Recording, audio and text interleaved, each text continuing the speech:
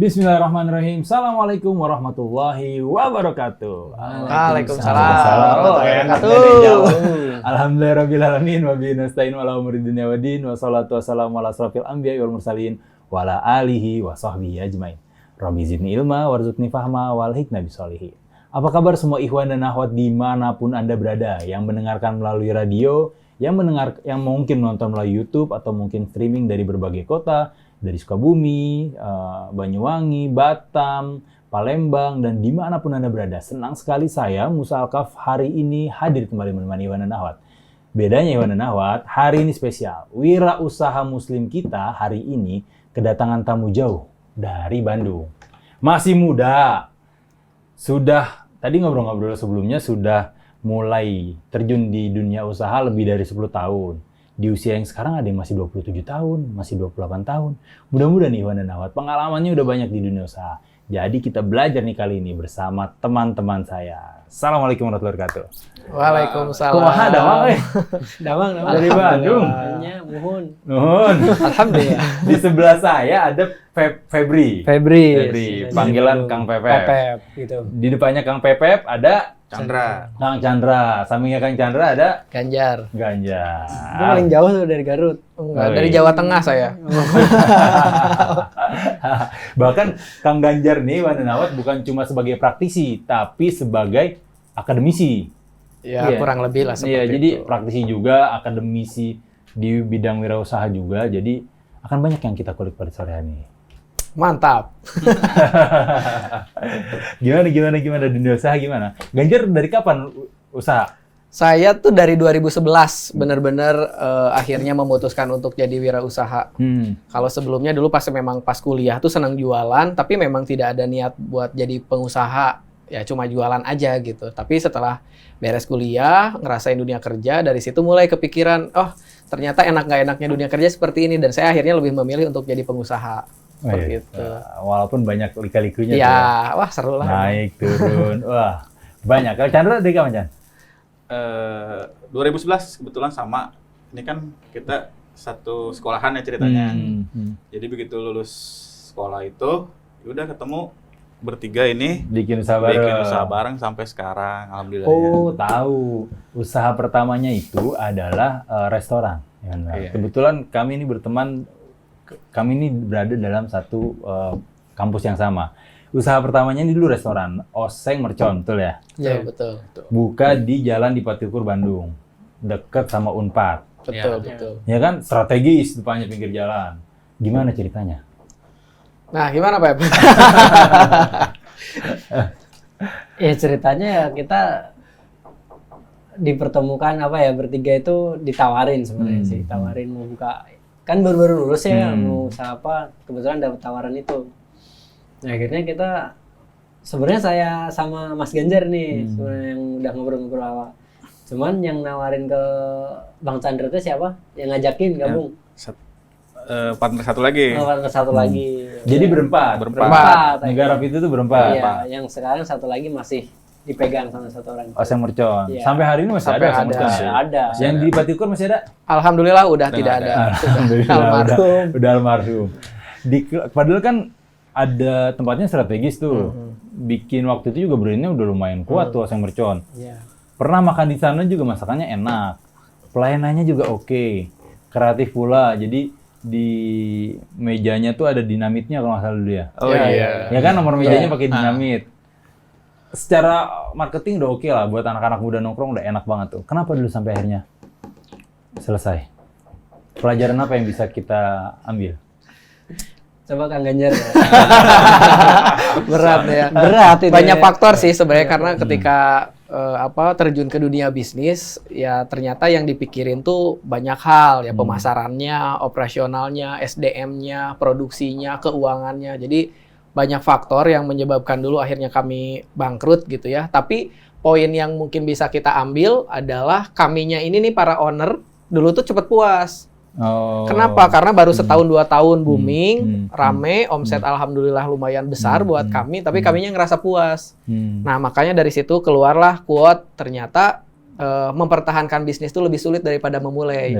Di situ kami merasakan ternyata memang ketika kami sudah berada di tangga bisnis yang sudah profiting, sudah menghasilkan, ternyata untuk mempertahankannya itu dulu kami nggak tahu caranya dan akhirnya keburu bangkrut lah. Isinya dari akumulasi kesalahan-kesalahan yang kami lakukan ya akhirnya mau nggak mau kita tutup. Oh, gitu. Karena juga dulu mungkin belum nikah kan ya semuanya waktu Betul. ya? Betul. Jadi maksudnya nggak tuntutan kehidupannya nggak besar. Betul. Secara finansial juga uangnya tuh nggak jelas, jadi akhirnya habis kemana gitu, habis buat jalan-jalan, traveling. Iya. Beda ya, memang kalau makanya dulu paling penyesalan yang saya sesali itu dulu, kenapa nggak nikah dari dulu gitu. Soalnya kalau Pepep kenapa nikahnya sekarang nggak lebih lama lagi?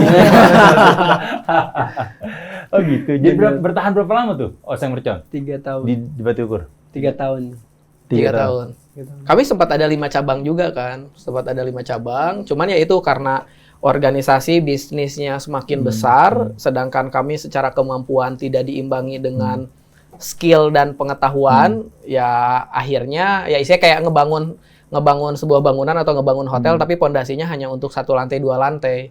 Tapi kita ngebangunnya 5 lantai 10 lantai, akhirnya ya ambruk. Jadi kadang kita juga harus evaluasi bahwa dulu kita nggak pakai ilmunya nih, nggak pakai ilmu bisnis yang benar-benar gimana caranya untuk mempertahankan tuh nggak pakai gitu. Dulu tuh modalnya berani, hajar bleh gitu. Bener.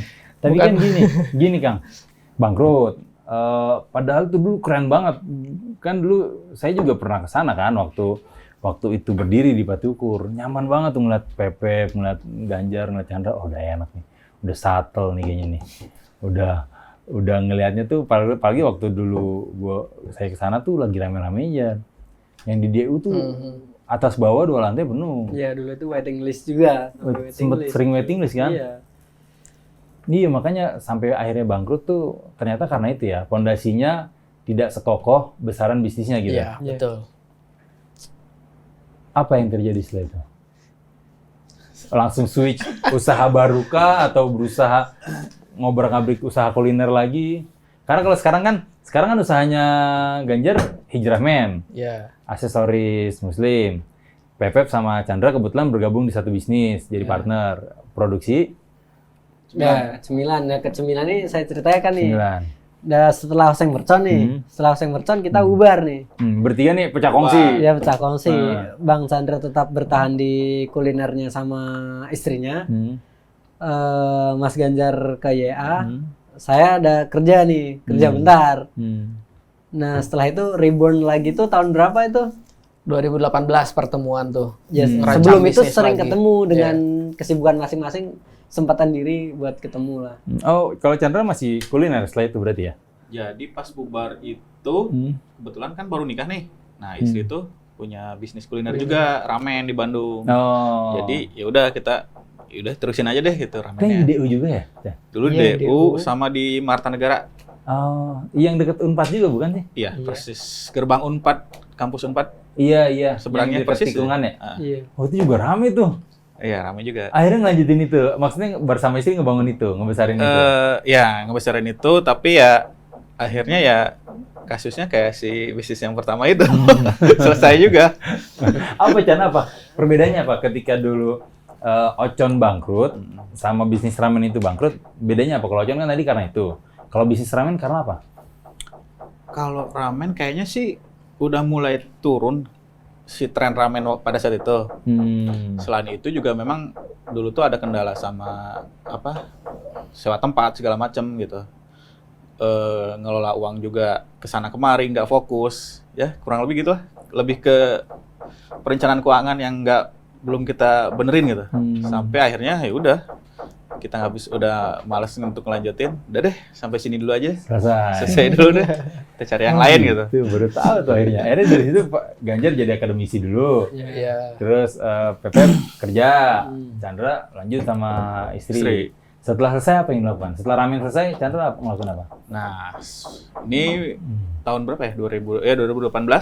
15 dulu kita immerse. Jadi sering ketemu Oh, di iya, satu iya, kantor. iya, kita. Imers nih Iwan dan Ahwat internet marketing, Iya. internet marketers. Iya. Internet marketers pelaku usaha yang dipasarkan melalui dunia digital. Ya. Ada Facebook Ads, iklannya melalui Facebook, bisa melalui Instagram, ya gitu ya. Iya. Ya, jadi kebetulan kan dulu masih bingung nih Hmm. mau jualan apa ya, atau kita selama hampir 6 bulan tuh bingung, benar-benar Iya. bingung mau bikin apa, produk apa. Akhirnya yang paling gampang menurut saya waktu itu, udahlah jualin produk orang aja. Oh. Jualin produk orang, kita ambil marginnya sedikit, udah kita dari situ aja dulu gitu. Tapi nggak usah produksi gitu ya. Nggak usah mikirin produksi, nggak usah mikirin stok, nggak usah, ya lebih simpel lah. Iya. Cuma jualin produk orang, gimana caranya kita dapat untung dari situ. Gitu aja. Dulu cara jualinnya gimana? Dulu paling kita jualan di marketplace, terus lewat iklan, lewat Facebook Ad, Instagram, kayak gitulah sebetulnya. Oh, Jadi jual apa? Dropship kalau bisa dibilang. Orang yang punya produk kita jualin gitu. Kita dapat Iya. untung dari situ. sebetulnya dari situ. Bergabunglah sama Pepet. Iya. Ya, akhirnya Terus kita akhirnya bertiga nih bertiga, ketemuan lagi. bertiga lagi nih. Ketemuan lagi. Masuk lagi. Nah, ngelanjutin cerita yang tadi ya, kita itu rebound di tahun 2018. Kita kumpul lagi dengan usaha yang disebut-sebut tadi tuh Kaicip. Kaicip itu sebenarnya punya kita bertiga. Oh. Kaicip nih apa? Kaicip itu awalnya itu dari awal ya. Kita bikin produk itu baju muslim sebenarnya, gitu, baju koko itu. Setelah ada setahun nggak itu kita jual baju Setengah muslim? tahunan. Setengah tahun. Baju koko merek Kayi, brandnya kayi, Kayi. kayi, Oh, kayi kayi, dong, nggak pakai ya. hit dong. Dan akhirnya kan kita jualan nggak punya ilmunya nih. Lama kita di kuliner lama. Nah, kita balik lagi bertiga ini partner jualanlah baju koko itu, baju muslim dengan brand Kayi. Dan ternyata kita nggak ada basic di fashion. Padahal Pepet begitu fashionable, stylish. Nah, ternyata penjualan kita kurang di situ. Makanya kan kita kenapa jadi Kaicip? Ya akhirnya Balik lagi. rebranding produk itu jadi brand keripik itu loh. Dengan Kayi nama Kayi chip. tetap dipertahankan. Dipertahankan Kayi itu karena- apa artinya? Maksudnya filosofi namanya itu dari mana? Sampai kokoh gitu pakai Ya, nama ya. Kayi. So, coba Nah, jadi buat Ikhwan dan Ahwat Yes, yang mungkin suka mengikuti film Ertugrul gitu ya, atau mungkin yang mengikuti perkembangan Turki Utsmani. Nah, sebenarnya Kayi itu tuh kita ambil dari nama suku Kayi, atau di Turki itu kan dibacanya Kaye. Nah, di Kaye kan udah keturkan kemarin. Suku Kaye itu tuh asal muasalnya Osman. Osman tuh kan pendiri Turki Utsmani. Jadi suku Kayi ini memang kan awalnya merupakan sebuah suku kecil yang kemudian mereka ini tuh awalnya memang tentara bayaran, tapi akhirnya menjadi besar, dan kami mengambil semangat suku Kayi ini, di mana mereka tuh kecil, awalnya kecil, tapi karena punya keberanian, punya loyalitas terhadap pemimpinnya, kemudian mereka bisa bertumbuh secara organik. Kami memahami atau mengambil semangat itu jadi ke bisnis kami. Jadi sebenarnya Kayi itu kalau ditanya merek apa sih, merek keripik kentang kok nggak nyambung. Memang kami tidak fokus ke produk kentangnya, tapi lebih ke ngebangun bisnisnya gitu. Kami ingin memiliki bisnis yang harapannya bisa seperti Turki Utsmani, yang awalnya dari suku Kayi bisa menjadi besar dan akhirnya menjadi salah satu kehilafahan Islam yang cukup lama kan. Betul. Nah, kami juga berharap bisnis kami yang ini bisa bertahan lama Amin. gitu. Syukur-syukur bisa diwariskan untuk Amin. anak cucu atau mungkin diwakafkan untuk hal-hal yang baik. Amin. Keren. Gitu. Kalau dulu Turki Utsmani itu sampai menguasai 2/3 dunia. Ya insya Allah Kayi 1/3 dunia bisalah. Amin. Oh gitu. Jadi nanti kalaupun bikin brand baru, kalaupun bikin produk baru yang jauh nih akan kasih nama Kayi juga gitu ya. Ya, nah bisnisnya kurang lebih Kayi, cuman Iya. produknya kita bisa macam-macam. Misalkan madu jadi Kayi Honey gitu ya. Bisa. Oke juga ya. Bertiga nih yang nggarapnya Bertiga. Tapi yang sekarang udah jalan nih kayak apa aja? Selain chip tadi. Kalau chip kan kentang ya? Keripik kentang Keripik kentang. Brownies. sama brownies. Sama brownies. chip. Brownies Brownies chip. chip yang Keripik. brownies itu. Brownies. Oh iya, Iya, browniesnya dalam bentuk keripik. Iya. Iya. Serius? Iya. Manis dong. Ya, manis. Manis. Ya salahnya kami nggak bawa sih itu aja. Mohon Kelupaan, maaf Jadi, ya tadi. Aduh, itu fatal. Emang kami tidak ada rencana ini. Jadi kita nggak bisa nyobain. Jadi kita nggak bisa nyobain. Jadi Kai itu sekarang ada keripik kentang sama brownies keripik. Ya, Iya. brownies chip. Coming soon ada sumbia. Tahu sumbia? Enggak, apa tuh? Yang di lebaran-lebaran kalau kita di hari raya lebaran itu suka ada hidangan di meja-meja yang dalamnya ada udangnya. Ya itulah Sumpia sumbia. lah. Makanan daerah mana? Daerah Sunda sih di Jawa. Oh, Sunda. Sumpia. Iya, Lumpia kering kan. Iya, lumbia kering. Oh, lumpia kering. Gimana selama membangun bisnis Kai ini strategi bisnisnya seperti apa? Ya kurang lebih sama ya karena kita berangkatnya dari Imers yang kan kita berangkat dari Imers nih tahun Internet 2000. marketers. Ya pas ngebangun KAI ya mengaplikasikan dengan ilmu yang sama di Imers itu. Diiklanin lewat Facebook, IG, endorse. Oh. Dan teman-teman sekalian bisa dapetin KAI di Bagus nih. di promo. di Lotemat ada Wih, di keren. Udah masuk Lotte Mart ya? Di Borma, kalau yang di Borma Bandung, ada. Gria, toko oleh-oleh, seperti apa tadi tuh yang toko buah tuh saya juga lupa lah. Total buah. Total buah. ada. Ih, Insya Allah berarti ada. udah Ya, banyak juga atau ya? kalau nggak paling gampang cari aja di IG Instagram @kaichip aja. @kaichips. Iya, @kai_chips atau Iya. atau disambung. disambung. Sambung. @kaichips. Ya. Dan mungkin tambahan, jadi sebenarnya KAI apa yang sekarang seperti apa dibandingkan bisnis kami yang dulu, ya tadi ya karena kami memang mengangkat semangat suku KAI. Jadi alhamdulillah dari kami mulai bisnis KAI ini tuh kami bertumbuh secara organik.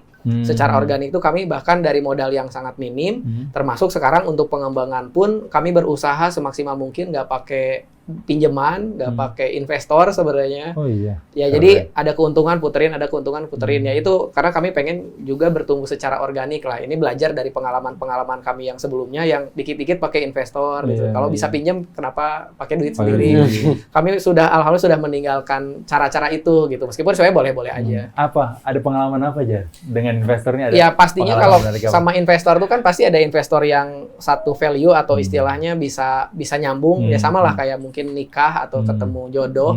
Ada yang langsung nyambung, ada yang kerjanya tuh ribut. Nah, memang investor pun kurang lebih seperti itu. Dan kami menghindari kemungkinan-kemungkinan seperti barusan gitu ya. Saya ikut ribut atau maksudnya fokus ke margin atau ke keuntungan doang. Sedangkan kan kami ngejalanin bisnis tuh bukan hanya mencari untung dan rugi, tapi ya keberkahannya, kemudian keberlanjutannya. Dan tentunya ketenangan hati dan juga batin gitu kan. Pastinya pengen dong ngejalanin bisnis tuh tenang, bahagia Iya, gitu. iya. Tanpa ada wah digontok sini-sini tuh. Apalagi kalau pakai duit utang gitu kan. Iya, aduh. Debt collector ngantri. Bener tuh dilematis ya satu sisi. Iya. Satu sisi kan kalau populernya wira swasta tuh kalau seandainya mau langsung besar, memperingkas proses waktu, cari investor, Betul. dapat modal besar, perputaran besar, omset besar, profit besar.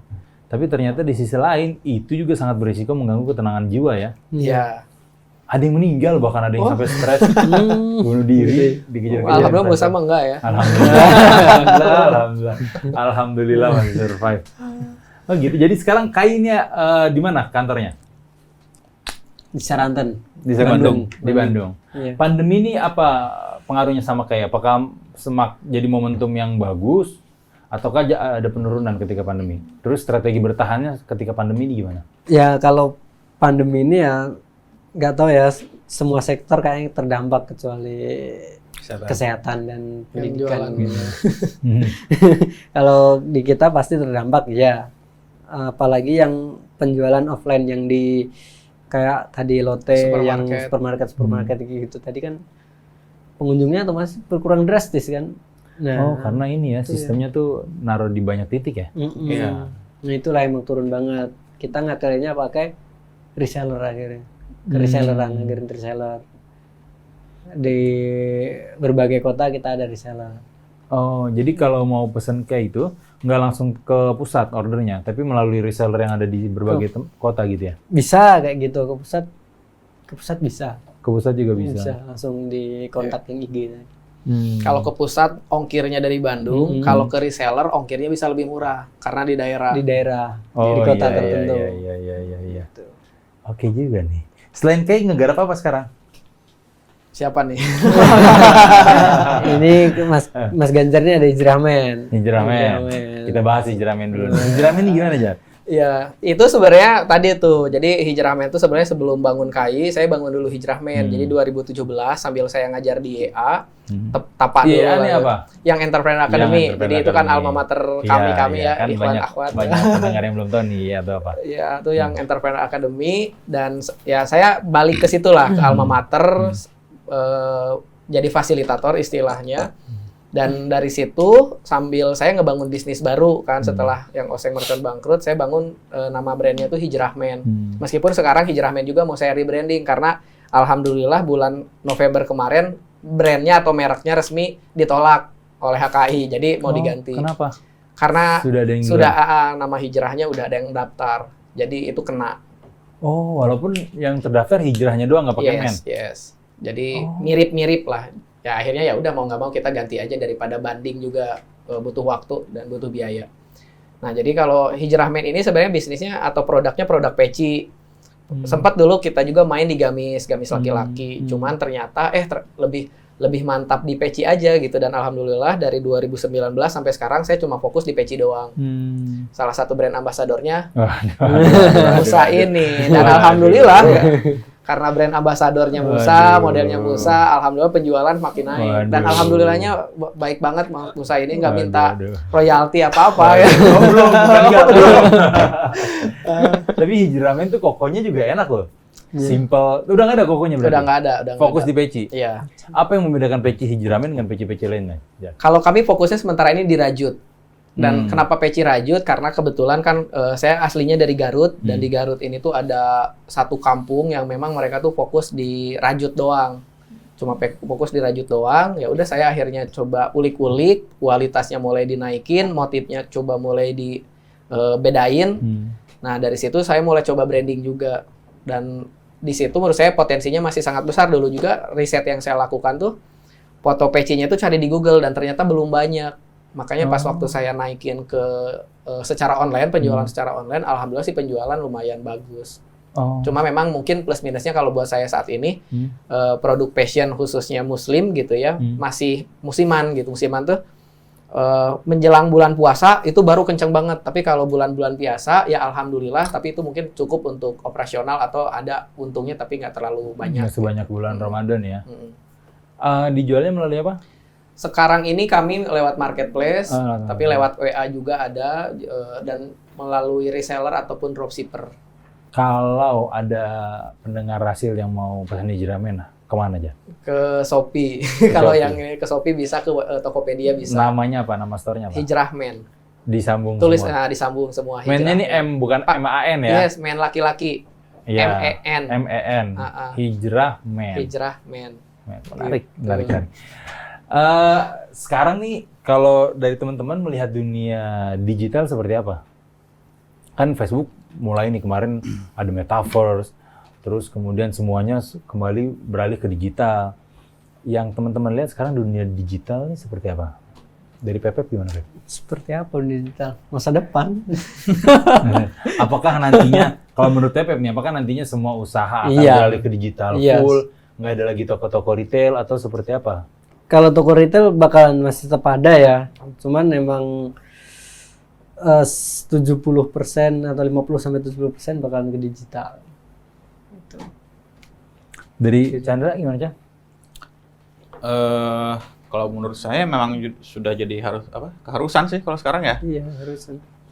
Udah transisi nih dari offline, orang-orang semua udah mulai mengenal dunia online. Ya memang kita harus ikut gitu. Kalau nggak ikut sekarang, pasti ketinggalan jauh. Sekarang tuh momentum yang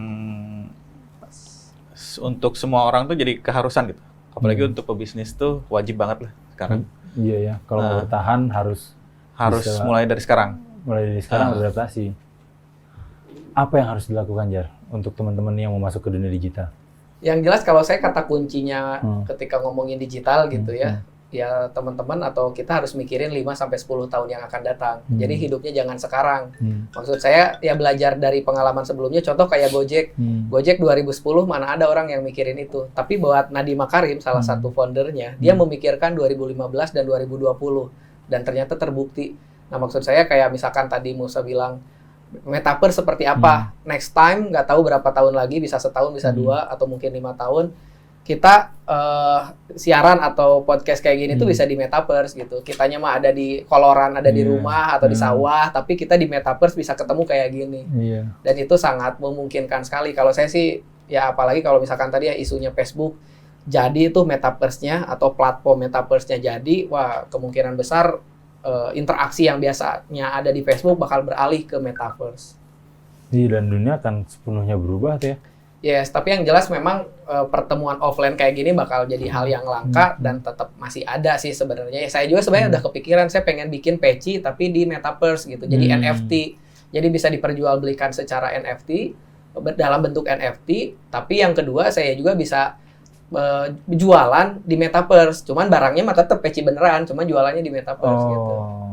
Jadi kalau saya pernah baca bahwa metaverse yang kayak sosial media kayak Facebook, Instagram saat ini tuh bisa dibilang ini tuh nanti sekian tahun lagi akan disebut sebagai sosial media purba gitu, atau istilahnya ketinggalan zaman banget. Karena kan kalau sekarang yang aktif cuman kita nampilin foto, ketik, selesai. Tapi kalau metaverse kita bisa gerak semuanya. Cuman orangnya aja yang nggak ada di situ. Cuman istilahnya kayak kalau yang sudah biasa nonton Marvel atau film-film Avenger kan, orangnya di mana, tapi ketemunya di satu ruangan. Kayak hologram gitu ya. Next time akan seperti itu sih kalau prediksi saya. Makanya bener tadi, sekarang tuh waktunya yang tepat untuk teman-teman, khususnya yang memang baru mau memulai, khususnya digital, dari sekarang harus pelajari itu, dan harus sudah mulai masuk. Gimana cara masuknya nih? Mungkin ada pendengar Rasil yang bingung nih. Saya mau masuk ke situ, saya mau terlibat di dalam dunia digital, saya nggak mau ketinggalan nih. Atau mungkin ada Ikhwan dan Akhwat yang punya anak masih muda, saya mau melibatkan anak saya nih supaya nggak ketinggalan zaman. Tapi saya bingung harus mulai dari mana. Mulai dari mana, Jar? Mau jawab? Ini saya juga kan kebetulan masih belajar ya, Bos. Jadi harus mulai dari mana? Jadi kan mungkin kita harus paham dulu framework-nya. Ini sepemahaman saya ya, boleh mungkin nanti kalau salah atau kurang tepat bisa tulis di komen orang-orang YouTube gitu ya. Tapi ini saya juga kebetulan lagi belajar. Jadi kita harus paham dulu platform metaverse ini tuh tergantung siapa yang punyanya. Kan kalau yang sekarang yang sudah ada tuh ada namanya Decentraland. Decentraland tuh salah satu sebuah dunia namanya Decentraland. Isinya kayak planet buminya gitu ya. Dan ada juga yang namanya Sandbox, ada juga Frontliner, dan next time Facebook juga mau bikin dunia Facebook sendiri gitu, metaverse sendiri. Nah, terus apa yang harus kita lakukan sekarang? Ya kalau saya sih mungkin posisinya sekarang lagi latihan dulu. Latihannya dalam bentuk apa? Tadi ya salah satunya ada metaverse namanya Sandbox, ada juga Decentraland. Nah kalau saya main di Decentraland, saya mulai kenalan dulu Decentraland itu apa. Ternyata memang seperti di bumi gitu. Cuman avatarnya tidak menyerupai kayak kita, menyerupai masih kartun. Dan kita bisa jalan-jalan di situ, bisa beli rumah, bisa beli nama, bisa jualan barang. Itu udah aktif ya? Udah aktif Decentraland. Dan mata uangnya itu tuh namanya Mana. Nah ini balik lagi ke kripto. Jadi kripto tuh bisa jadi salah satu uang tukarannya transaksinya pakai kripto di Decentraland. Ada juga yang memang sekarang lagi dikembangin tapi belum jadi, ada namanya MetaHero. MetaHero itu konon katanya diprediksi dia bisa nge-scan badan kita. Jadi ketika kita masuk ke dunia MetaHero, namanya tuh MetaHero, kita bakal seperti Ganjar tuh badannya kayak gini, Musa bakal seperti ini. Dan tapi kita di dunia MetaHero. Yes, di MetaHero. Dan kita bisa jual beli tanah, properti. Makanya kan kalau perusahaan properti Amerika sudah ada yang beli tanah tuh di Decentraland. Oh yang kemarin titik-titik strategis dijual tuh di Centraland. Bisa kan jadi, bisa ada jadi. ramai tuh beritanya. Bundaran HI harganya segini di metaverse. Bisa jadi. Terus titik-titik yang protokol di berbagai bisa jadi. negara. Nah, kerennya metaverse, kerennya ya istilahnya kerennya sebuah dunia baru ini, nama pun nggak bisa disamakan. Jadi misalkan Ganjar Hidayat itu cuma ada satu. Loh, kalau yang nggak punya bisa nama bareng nggak sama? bisa cloningan. Makanya kalau mau main cepet-cepetan dari sekarang main ke dalam, misalkan ya ini jahatnya atau apalah atau strategi, jangan jahat. Misalkan karena Rasal TV ya. Rasal TV Rasil, itu Rasil TV itu punya potensi nih di dunia nyatanya. Saya beli nih nama Rasil TV di Decentraland misalkan. Rasil TV kalau mau pakai nama Rasil TV di Decentraland itu nggak bisa karena udah ada yang beli. Nah, kita tinggal negosiasi atau nanti biasanya juga banyak juga orang yang parkir nama istilahnya gitu. Saya sudah kebayang pengen beli nama Telkomsel, Tokopedia gitu. Karena pasti dibeli. Kalau misalkan si Decentraland ini bisa sustain. Betul. Karena kan balik lagi Decentraland tuh mirip kayak Instagramnya sekarang lah gitu, sebuah platform. Kan sebuah platform kayak Instagram kan username cuma ada satu. Betul. Nah, di sini lebih kompleks. Nama, rumah, tempat tinggal tuh cuma ada satu. Jadi makanya nanti ini bisa diperjualbelikan juga. Tapi satu untuk masing-masing kan, maksudnya di Decentraland nama Ganjar satu. Betul. Tapi kalau kita mau belinya yang punyanya Facebook tadi, ada lagi. Betul. Makanya kan PR-nya sebenarnya kalau ngomongin metaverse, kan kita udah banyak nih, ada Sandbox, ada Decentraland, next time ada Facebook. Kita nggak tahu nih mana yang bakal sustain. Iya. Karena yang sustain inilah yang akan nanti isinya kalau memang kita sebagai seorang bisnis yang bakal cuannya tuh yang mana ya dulu sosial media kan dulu awalnya Friendster. Dari Friendster sebelum Friendster ada dulu Live Connector. Oh itu ya, saya nggak kejamanan sih, itu beda usia lah. MRRC gitu ya atau apa gitu. Saya zamannya Friendster, Facebook. Zamannya Pepep dulu Yahoo. Messenger. Gitu sih, metaverse kurang lebih bakal seperti itu. Jadi kita ya harus update juga apa nih yang kira-kira lagi bagus dan kedepannya seperti apa. Ya memang tadi kalau yang pionir-pionirnya mah ya Sandbox, Planner, kemudian Decentraland, ini yang udah mulai main, udah mulai muncul ke permukaan. Menarik ya. Gokil. Luar biasa. Iya, jadi ngebayangin masa depan tuh akan seperti apa, udah bukan seperti gini lagi ya. Mungkin setelah itu jadi akhir zaman tuh kiamat langsung. Bisa jadi. Kebayang nggak sih kita ada, karena nanti positifnya tentu ada. Cuma kan itu juga akan mengundang banyak sisi negatif. Mulai dari kalau gitu kan banyak yang bisa dijadikan bisnis di situ dan nggak juga cuma positif, negatifnya juga akan banyak. Betul, biasa lah. Hidup makan gitu. Iya. Berapa tahun lagi kira-kira tuh Jad, realisasi Jad? Kalau prediksi Jad? Kalau saya sih prediksinya nunggu Facebook dulu nih. Si Mark Zuckerberg kan dia udah launching tuh tahun 2021. Prediksi katanya 2022 ini mau launching metaverse-nya kalau infrastrukturnya sudah siap. Makanya kan dia 2021 dan 2022 ini tuh investasi besar-besaran untuk platform metaverse ini. Kalau misalkan Facebook jadi, bisa jadi jamaah Facebook itu mulai pindah tuh, udah mulai pindah. Karena kan ya tahu sendiri Facebook tuh bisa dibilang negara terbesar kan di dunia ini. Ada 2 miliar ya. Iya, mengalahkan Cina sebagai penduduk terbanyak. Nih Facebook kalau misalkan metaverse-nya jadi bisa pindah. Jadi kalau saya sih sekarang ya wait and see aja dulu. Tapi kalau buat teman-teman Ikhwan Akhwat ya mulai pantengin aja gitu. Iya, karena akan terjadi tuh ya. Akan tinggal tunggu waktu. Ya contoh kayak uang kripto gitu ya, terlepas MUI mengharamkan sebagai mata uang gitu ya, tapi membolehkan untuk investasi. Kripto kan 2014 masih 500.000, masih 1 juta satu koinnya. Sekarang udah kemarin naik lagi 650 juta. Satu koin. Ya, itu padahal sekian, berarti 6 tahun yang lalu, 7 tahun yang lalu. Iya. Wah, luar biasa. Gimana nanti, Pep? Gimana buat buat para pengusaha muda nih, apa yang bisa kita manfaatin dari situ, Beb?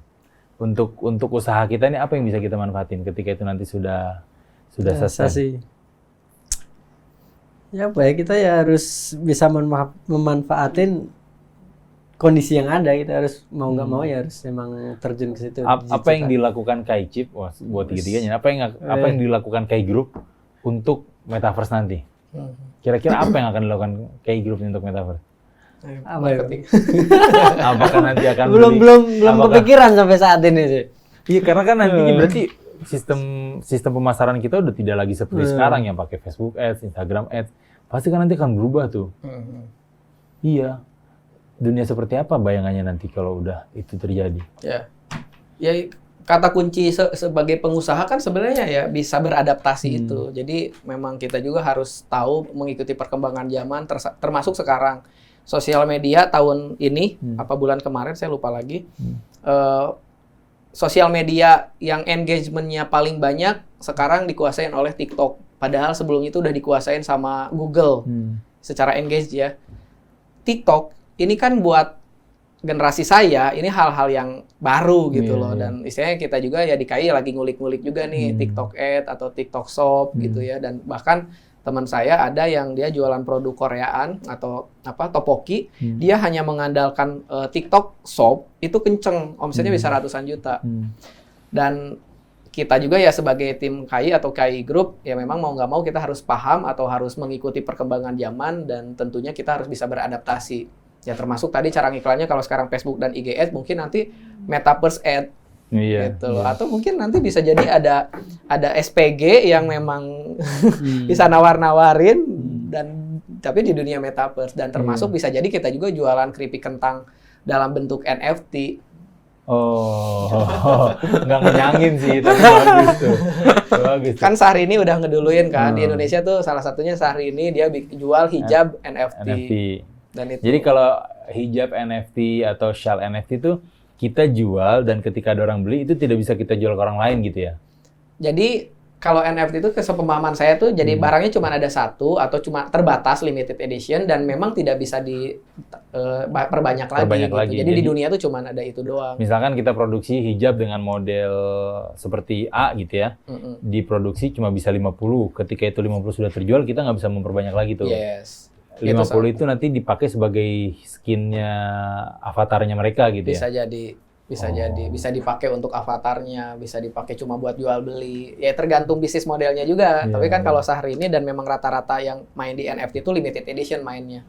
Karena cuma ada satu-satunya di dunia, termasuk tuh yang pang-pang itu tuh yang emot atau apalah ya. Itu tuh gila banget, udah miliaran harganya. Oh iya? Iya.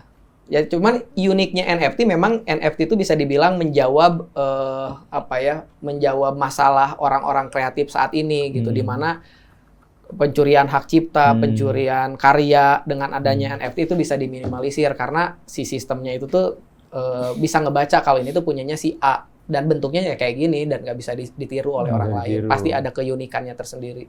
Oh, dan hak ciptanya tuh beralih ke A gitu ya. Jadi kayak di YouTube tuh copyright-nya gitu ya. Bisa jadi. Kayak kita punya lagu, kita upload di YouTube, begitu ada orang lain pakai lagu punya kita yang sudah didaftarkan hak ciptanya akan langsung ke-detect. Betul. Oh, NFT juga seperti itu. Kurang lebih seperti itu. Oh, berarti salah satu profesi yang nantinya sangat menjanjikan adalah desainer ya? Betul. Seniman, desainer, orang-orang content creator. Content creator. Itu tempatnya yang pas. Luar biasa. Jangan kemana-mana ya, dan Nawat. Kita masih akan kembali nanti segmen selanjutnya setelah yang satu ini.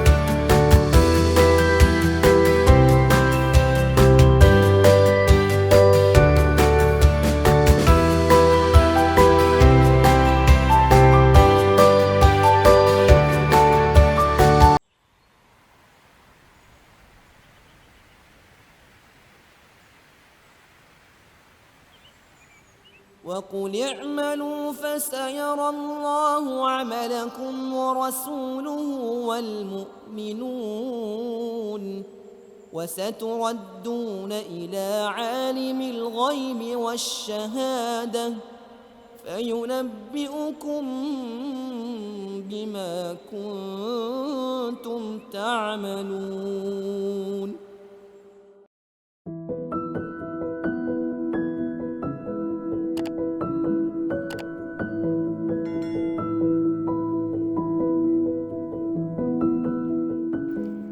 Sungguh nikmat orang yang sudah mendapat perhatian Allah dan Rasul-Nya.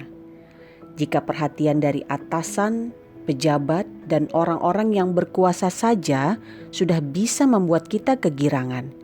Bagaimana jika perhatian itu datang dari pencipta alam semesta beserta ciptaannya yang paling indah, yaitu baginda Nabi? Apalagi yang kita cari di dunia selain dua hal tersebut?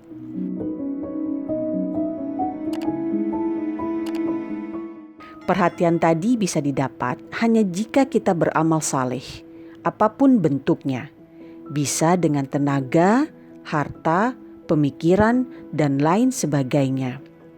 Namun amalan yang paling menyenangkan baginda Nabi adalah memperjuangkan ajarannya, meneruskan perjuangan beliau berdakwah di jalannya. Kami mengajak ikhwan akhwat pendengar radio Silaturahim dan pemirsa Rasil TV bersama-sama berjuang bersama radio Silaturahim dengan berdonasi ke nomor rekening berikut.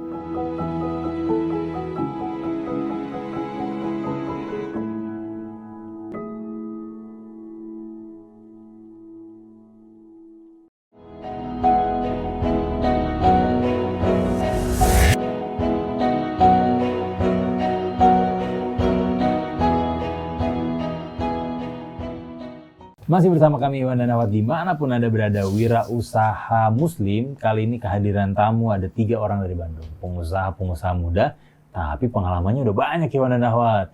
Sudah, bahkan lebih dari 10 tahun. Sudah mengalami asam garam pahitnya usaha. Dulu, Chandra sama Ganjar sama Pepep kan usaha restoran oseng mercon bareng. Tuh, tutup tuh. Terus akhirnya tadi Pepep cerita buka usaha baru, terus sempat juga bekerja. Terus Chandra juga tadi akhirnya cerita buka usaha bareng istri, kemudian setelah itu ternyata gabung lagi internet marketing bareng-bareng. Nah, apa yang akhirnya bikin bangkit waktu itu, Chan? Kan waktu itu lu jatuh tuh, titik baliknya tuh apa? Titik baliknya, jadi kebetulan pas habis bangkrut itu memang apa ya? Pas banget sih momentumnya dekat-dekat mau nikah. Oh. Bayangin coba mau nikah bangkrut. Iya. Jadi tapi udah diputusin nikah dulu terus baru bangkrut. Iya. Atau Jadi pas sudah bangkrut nih, sebulan. udah pusing nikah aja, nggak gitu? Jadi emang ada rencana nikah kebetulan bulan itu. Itu nggak lama kejadiannya. Si bangkrut itu tuh sekitar 1 bulan sebelum nikah. Oh. Jadi posisi mau nikah malah bangkrut gitu. Gimana tuh waktu itu, Chan? Ya pusing lah. Gimana tuh? Gimana? Terus Ya tapi ya akhirnya setelah nikah ya apa ya? Ya kayak ya rezeki itu emang udah diatur sih. Asal kitanya berusaha gitu. Kebetulan sama istri juga kan sekolah bareng tuh di satu alumni gitu. Ya kayaknya kalau otak sendiri tuh dibanding otak berdua mikir tuh kayaknya lebih oke berdua gitu. Iya. Jadi emang kerasa sih kalau misalkan kerjasama suami istri bikin bisnis tuh kayaknya lebih impact-nya tuh lebih kerasa gitu, lebih gede gitu. Nggak lama itu bikin yang tadi saya ceritain itu, yang ramen. Walaupun akhirnya si ramen tutup juga, tapi selesai itu tuh kita nggak lama gitu, langsung bangkit lagi. Jadi nikah buka pintu rezeki itu bener ya? Ngerasain ya? Iya. Jadi memang bener sih. Kayaknya kan 2 keluarga bersatu ya. Jadi saudara makin banyak, koneksi makin banyak, ya kayak gitulah. Jadi akhirnya kebuka tuh rezeki. Pintu rezeki. Pepep juga sama, Pep? Enggak, saya nikah baru 2017. Oh, nikah baru. Setelah mapan? Enggak juga ya. Rendah Saya malah setelah keterpurukan itu, saya menjalin silaturahmi. Oh. Saya kenal Imers itu kan dari teman saya. Saya sering tiap hari main ke kosannya. Ngerjain apa sih? Siapa nih? Ada salah satu kawan kita, sahabat kita adalah Ansor. Ansor. Nah, saya tuh tiap hari main ke kosannya. Ansor tuh udah masuk ke internet marketing. Iya, dia waktu itu sambil kuliah dia kan. Ya saya kan nggak kuliah kan, jadi ngapain gitu. Mainlah ke kosan dia, ambil belajar ngulik. Ya, akhirnya bisa dan saya terjun akhirnya kayak Imers semua. Oh, Silaturahmi kuncinya. silaturahmi. Jadi nikah, kalau Chandra nikah buka pintu rezeki. Kalau Pepep silaturahmi. Kalau Ganjar apa aja? Ya, saya juga sama sih, nikah tapi plus orang tua. Jadi kalau saya kan memang backgroundnya keluarga tuh ibu bapak, ibu khususnya PNS dan rata-rata kerja, saudara-saudara saya juga. Jadi awal-awalnya memang tidak terlalu mengizinkan saya untuk wirausaha. Jadi keluarga saya khususnya ibu menekankan tuh jadi PNS gitu. Makanya dulu pas waktu ngejalanin usaha tuh ya go ahead aja, nggak minta restu dari ibu, nggak minta izin atau nggak minta didoain, jalan aja. Dan memang ya hasilnya ya apa ya bisnis juga jadi kayak nggak nyaman sih kalau saya ngerasainnya. Dulu pas waktu bisnis itu ya, alhamdulillah kan omset kita lumayan gede, buat saya gede banget gitu. Tapi kayak nggak kerasa, nggak jadi sesuatu gitu. Nah dari situ saya mulai evaluasi apa yang salah di diri saya. Salah satunya komunikasi dengan orang tua. Jadi setiap kali saya ngambil tindakan atau meskipun ibu saya sampai 2017 tuh belum benar-benar ngizinin saya berwirausaha, tapi saya selalu membangun komunikasi. Jadi kalau misalkan saya mau buka usaha atau mau jualan apa, saya minta doa dulu. Bu doain ya, atau aku mau jual ini, mau jual itu. Dan sisanya, memang kan kalau yang namanya bisnis, apalagi ngerintis, pasti ada naik turun, ada enak nggak enaknya. Saya mulai filter. Yang enak-enaknya saya kasih tahu ke ibu. Bu, alhamdulillah saya dapat sekian. Yang nggak enaknya saya pendem. Karena saya tahu kalau saya cerita sama ibu, pasti ibu saya sedih dan ujung-ujungnya udah deh kerja aja. Nah, dari situ ya alhamdulillah saya juga ngerasa ketika komunikasi dengan ibu saya, bapak saya lebih baik atau jadi lebih baik, bisnis saya juga alhamdulillah lebih lancar. Hasil dari bisnis itu jadi sesuatu. Jadi makanya saya juga alhamdulillah ketika ada rezeki mau beli ini, beli itu, saya biasakan telepon dulu ke ibu atau WA dulu. Mah, saya mau beli ini. Gimana? Kata ibu saya, ambil. Saya ambil. Gitu. Menarik. Iya juga ya. Ih, keren nih. Nikah, silaturahmi, sama restu dari orang tua. Ridho orang tua lah ya. Ya, Semuanya izin sama orang tua, nyenengin hati orang tua, akhirnya rezeki kebuka ya. betul. Tapi bener tuh, Pep. Ada temen, cara dia berusaha, cara dia buka usaha simple. Di sebelumnya nih dia udah melakukan semua ilmu-ilmu wirausaha di satu usahanya. Tapi hasilnya biasa aja. Akhirnya dia diubah caranya nih. Setelah itu bangkrut, dia bikin satu usaha, tapi caranya simple. Modal utama dia bukan uang, modal utama dia ngebahagiain orang tua. Pokoknya gimana caranya sebelum dia buka usaha tuh diservis orang tuanya bisa-bisaan supaya orang tuanya seneng banget. Setelah orang tuanya seneng banget, baru dia tuh buka usaha. Dan pengalaman dia, ketika orang tuanya udah seneng banget, udah bahagia sama dia, udah happy punya anak dia, itu Allah kayak ngasih pertolongan buka usaha, ini linknya ini kebuka, distributor kebuka, cara penjualan kebuka, semuanya akhirnya kebuka tuh. Bener kata Fajar tuh, bener kata Ganjar, karena akhirnya faktor X-nya tuh keluar semua karena ngebahagiain orang tua. Terakhir, pesan buat semua Ikhwan dan Akhwat yang baru mau masuk ke dunia usaha. Sebagai penutup. Satu-satu. Pesannya apa ya? Saya di sini berusaha untuk tidak menjadi motivator. Intinya untuk menjadi pengusaha itu sebuah pilihan. Teman-teman kalau memang passion atau senang berwirausaha, apalagi Ikhwan dan Akhwat di sini pasti junjungannya ataupun toladannya itu pasti ke Rasulullah SAW. Rasulullah tuh ngajarin kita untuk berwirausaha. Jadi kalau buat saya, buat teman-teman yang memang ingin mengikuti jejak Rasul, jadilah wirausaha. Cuma memang jadi wirausaha itu berat. Kalau teman-teman nggak yakin dan bukan passionnya, wirausaha pun bukan pilihan satu-satunya. Masih ada profesi lainnya. Kenapa? Karena kalau misalkan semuanya jadi pengusaha, siapa yang mau kerja? Tapi intinya gitu sih, kalau teman-teman memang berniat jadi pengusaha, langsung nyemplung aja jadi pengusaha.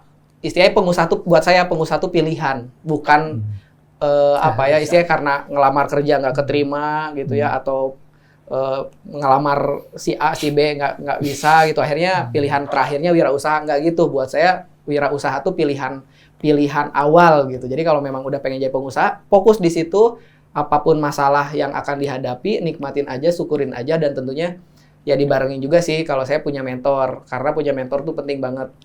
Karena yang namanya usaha tuh kan kita harus bisa memotivasi diri sendiri. Bahkan kalau udah punya karyawan harus bisa memotivasi karyawan. Kita nggak punya atasan kecuali langsung ke Allah. Iya, keren. Jadi kuncinya yaitu harus kuat aja gitu.